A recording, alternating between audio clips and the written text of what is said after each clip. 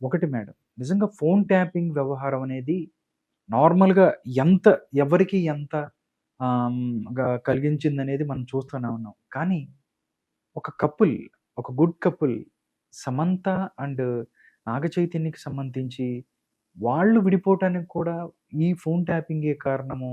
దీనికి సంబంధించి ఆ ఫోన్ ట్యాప్ అవ్వటం వల్ల దానిలో ఉన్న రహస్యాలు బయటకొచ్చాయి. వీళ్ళు విడిపోయారు. వాళ్ళు నిజంగా చూసినట్టయితే చాలా చూడముచ్చటగా ఉంటారాళ్ళు. బట్ చాలామంది దాన్ని ఇప్పుడు ముచ్చటగా ఉంటే సరిపోదండి. హ్మ్. మనసులు కూడా ముచ్చటగా ఉండాలి. హ్మ్. ఇవన్నీ ఏంటంటే పై మెరుగులే. హ్మ్. నిజంగా వాళ్ళ మధ్యలో నిజమైన ప్రేమ ఉంటే గనక హ్మ్. ఇలాంటి ఫోన్ ట్యాపింగ్‌లు, ఈ వివరాలు వీటి వల్ల విడిపోవాల్సిన అవసరం లేదు. హ్మ్. ఏది ఏమైనా వాళ్ళు విడిపోయినా కలిసున్నా, హ్మ్. ఇలాంటి ట్యాపింగ్ వల్ల వాళ్ళకి కలిసున్నా గానీ కలతలొచ్చినా తప్పేగా. హ్మ్.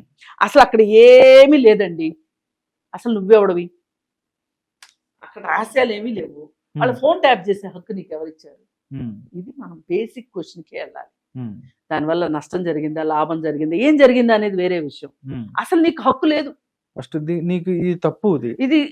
ఇది తప్పు. హ్మ్. దీని తర్వాత వచ్చే పరిణామాల సంగతి మళ్ళీ దానికి అది వేరే సబ్జెక్ట్. వేరే సబ్జెక్ట్. అది వేరే సబ్జెక్ట్. ఫస్ట్ ప్రాథమికంగా మీకు వేరే వాళ్ళ ఫోనుల్లో సీక్రెట్‌గా రహస్యంగా వినే హక్కు మీకు లేదు. ఓకే. ఇంకొకటి మేడం, కేటీఆర్ గారు మాట్లాడుతూ, ఈరోజే మాట్లాడుతూ, ఎందుకా ఇంత గొడవ చేస్తున్నారు? ఫోన్ ట్యాపింగ్‌లంటే ఇద్దరు ముగ్గురు చిల్లరగాళ్ళ ఫోన్లు చేస్తే చేసుంటాము ట్యాపింగు. పోలీసుల పనేది చేశారు. దీనికి మొత్తం అంతా దేశాన్ని మొత్తం తీసేసి ఊదర కొడుతున్నారు ఏంటని అంటారు. అంటే ఎలా ఇప్పుడు చూస్తే వ్యాఖ్యలు? ఆయనకి అంత తెలివి తక్కువోడని నేను అనుకోను. ఆయన ఐటీ మినిస్టర్. హ్మ్. ఐటీ యాక్ట్ గురించి కూడా ఆయనకు బాగానే తెలుస్తుంది. హ్మ్. ఇప్పుడు నిర్భయ చట్టం ఉంది. హ్మ్. నిర్భయ చట్టంలో చాలా మందికి తెలియదు చట్టం గురించి. హ్మ్. 30 సెకన్ల పాటు ఒక అమ్మాయిని హ్మ్. కన్నార్పకుండా తేరిపార చూస్తే కూడా తప్పే. ఇది తెలుసా మీకు? సంగతి 30 సెకన్లు ఆ! ఆమె అనుమతి లేకుండా, హ్మ్. ఆమె అభ్యంతరం చెప్పినప్పటికీ కూడా నువ్వు చూసినా గాని తప్పే. చూస్తే కూడా తప్పే. 30 సెకన్లు స్టేరింగ్ అంటారు దీన్ని. హ్మ్. కళ్ళార్పకుండా చూడటం. హ్మ్. ఒక మహిళని తిట్టటము, దుర్భాషలాడటము, ఇవి ఫిల్తీ లాంగ్వేజ్ అక్కడ దాకా వెళ్లకుండా హ్మ్. ఒక మహిళని వెంబడిస్తే కూడా తప్పే.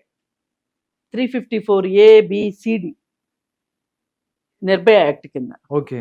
మరి అలాంటప్పుడు ఎవరో ఒకళ్ళిద్దరు ఈ చిల్లరగాళ్ళయి చేశాము అంటే హ్మ్. నీ దృష్టిలో ఎవరు చిల్లరగాళ్ళు?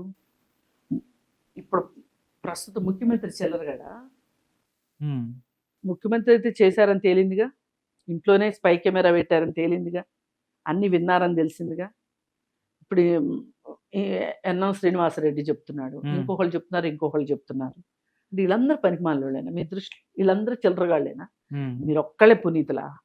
మీరొక్కళ్ళే పవిత్రులా? అయ్య కొడుకు ఇద్దరు. కానీ తాడి చెట్టు ఎందుకు ఎక్కామంటే దూడ మేత కోసం ఎక్కానని చెప్పటం అది కరెక్ట్ కాదు.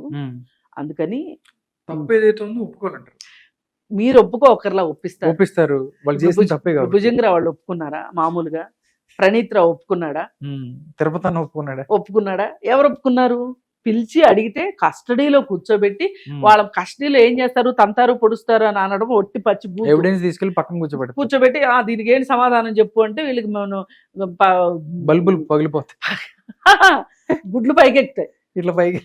అది అందుకని ఒకటి ఇక్కడ మనం అర్థం చేసుకోవాల్సింది ఏంటంటే నువ్వు చేసేది తప్పు, కనీసం తప్పు ఒప్పుకుంటే అది వేరేగా ఉంటుంది.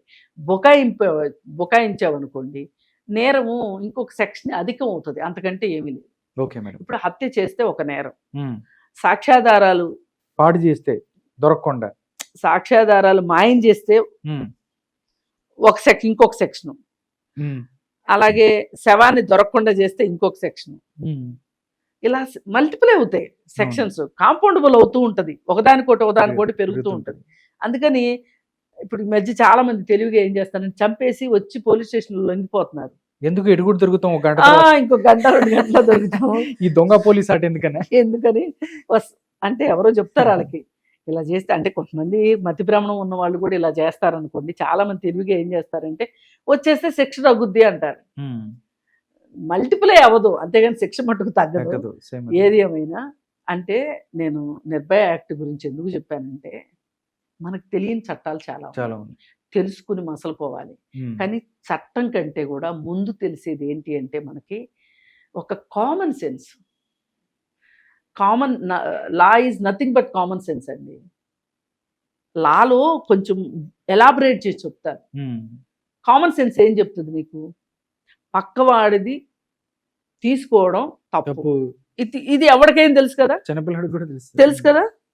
దొంగతనం నేరం, చట్టం దాకా వెళ్ళాలా? బుద్ధి సరిగా ఉంటే కామన్ సెన్స్ తెలుసు.